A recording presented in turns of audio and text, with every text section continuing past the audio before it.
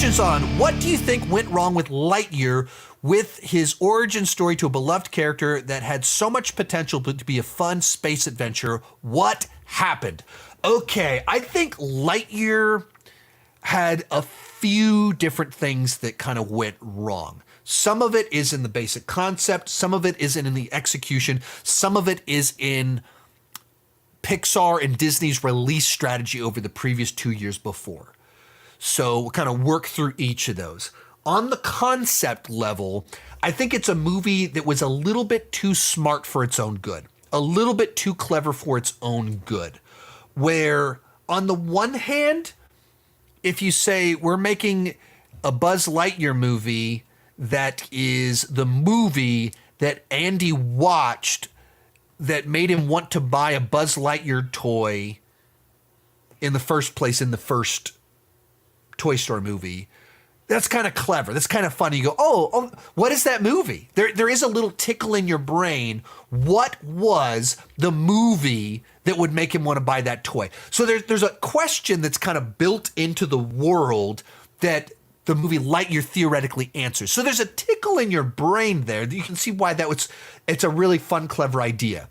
But when you play that out for, you need to get everybody to go watch this movie, and you say it's the in-universe movie that a kid watched in a film 28 years prior, 27 years prior, whatever it was, and you go, that's probably a little bit too clever for its own good. It's a little bit too high concept, too meta, that to get a lot of people, not us on the internet. If, like us on the internet, we understand it because we sit on the internet like dissecting movies.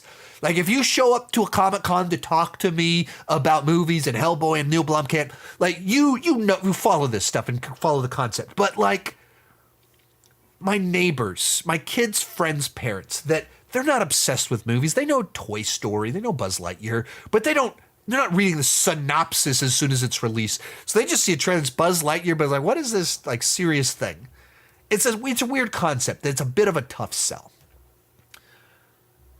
And I think that was compounded by, I think they just picked the totally wrong execution, which is instead of making a light, playful Buzz Lightyear story about him as a space ranger, that is the sort of movie that would make a kid go, yeah, I want to get a Buzz Lightyear. They made this dark story about Buzz Lightyear failing and about how he becomes quite literally the worst version of himself and his own enemy. The color palette is dark. It's depressing. It's about him making bad choices. It's very thematically for grown-ups. It's not a movie that you would immediately think, yeah, that's going to make kids want to go buy toys. You know how I know that? Because I took my kids to go see it. At the time it came out, I had 3 kids under the age of 10. What toy did we buy after watching Lightyear? Socks the cat.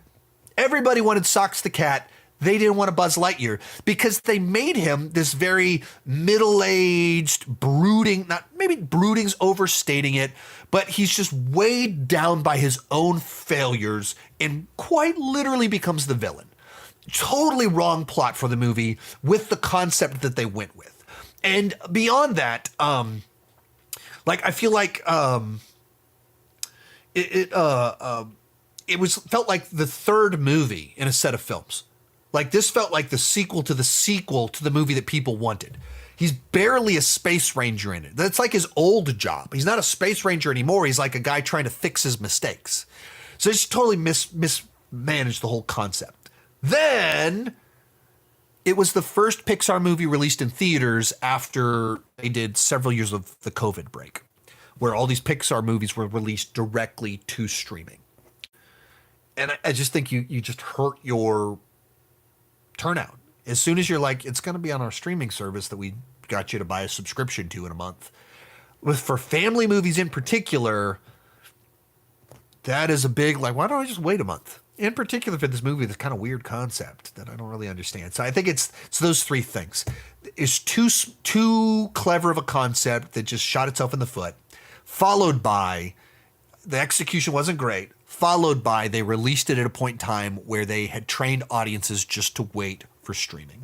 Most of these clips are pulled from my Patreon live streams. I do about 6 live streams every single month. For $2 per month, $20 per year, you can get access to all the exclusive videos and live streams. For $5 per month, you get your name on my end card. At the top tier, you get a 30-minute video chat with me each month. The link down below in the description has more information.